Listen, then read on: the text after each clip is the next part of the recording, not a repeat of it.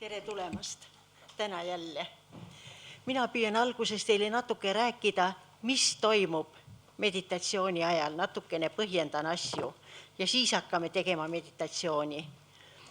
Kui te olete mures, kui te olete väga millegagi hõivatud,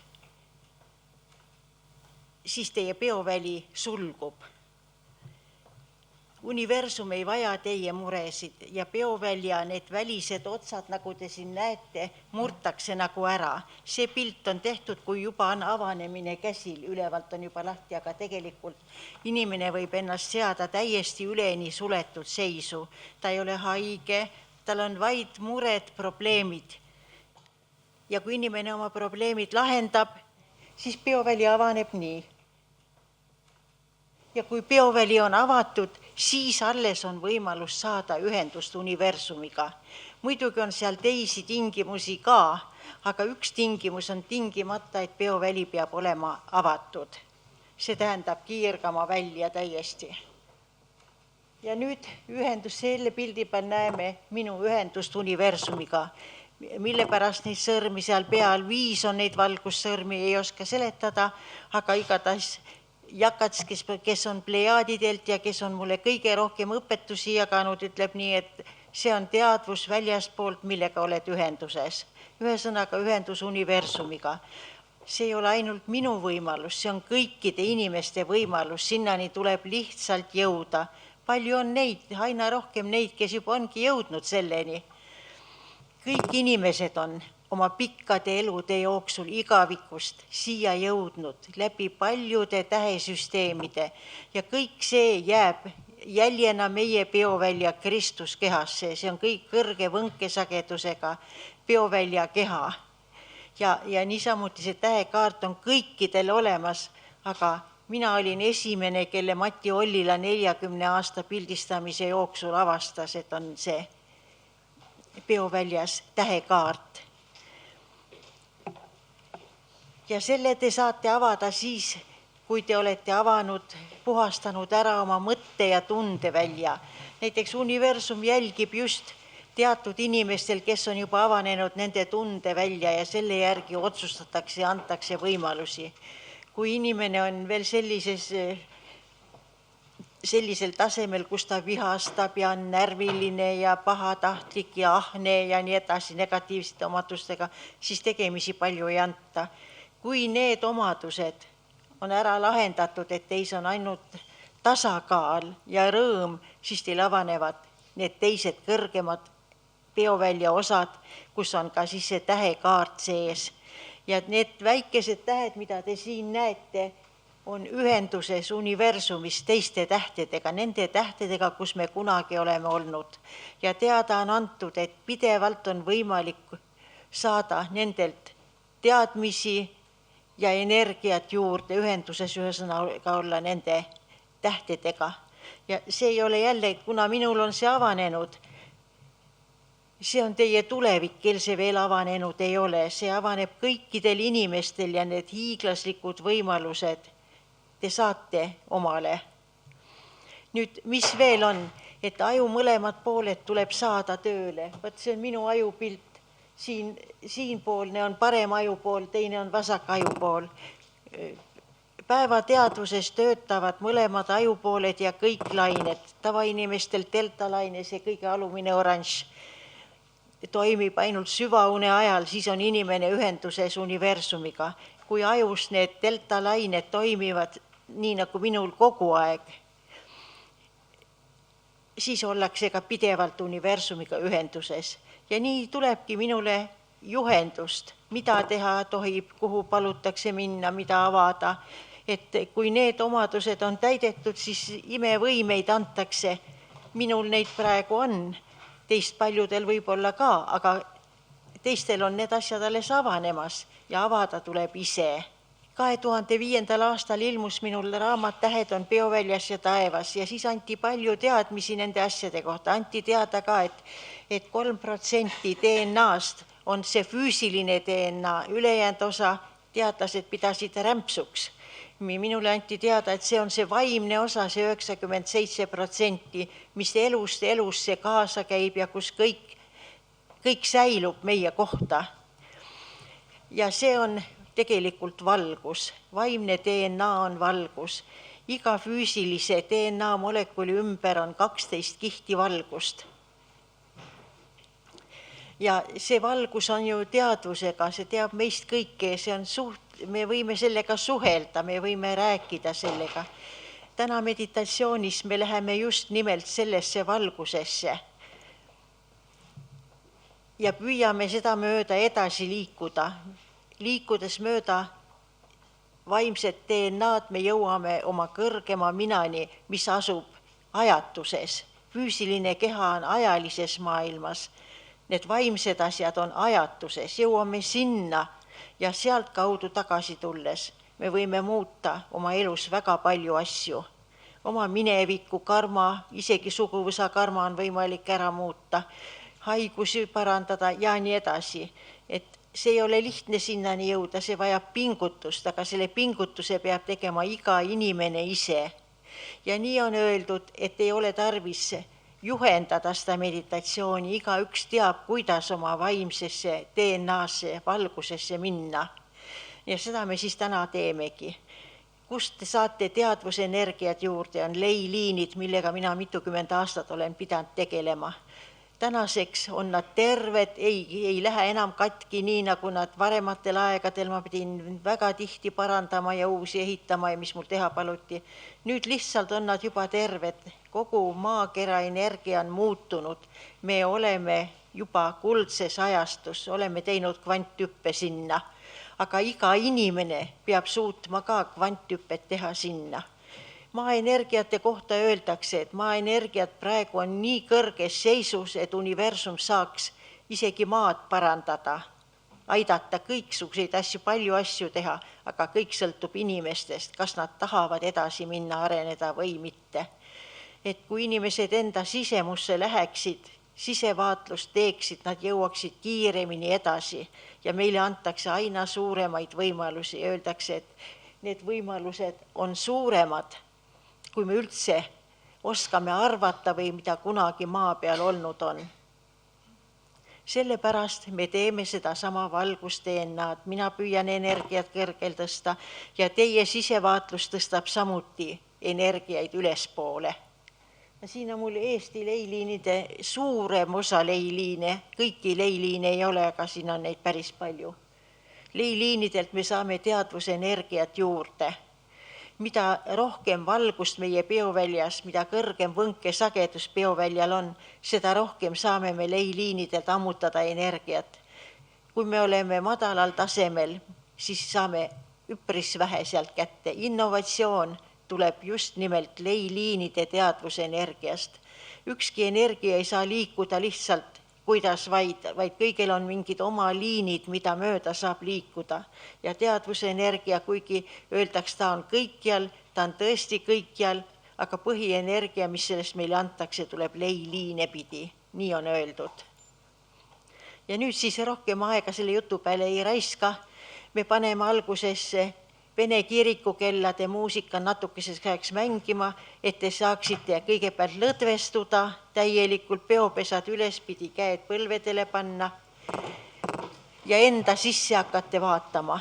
Ja siis katkestan muusika ja te vaatate edasi enda sisse ja sellega me tõstame energiataseme nii teil kui saalis üles.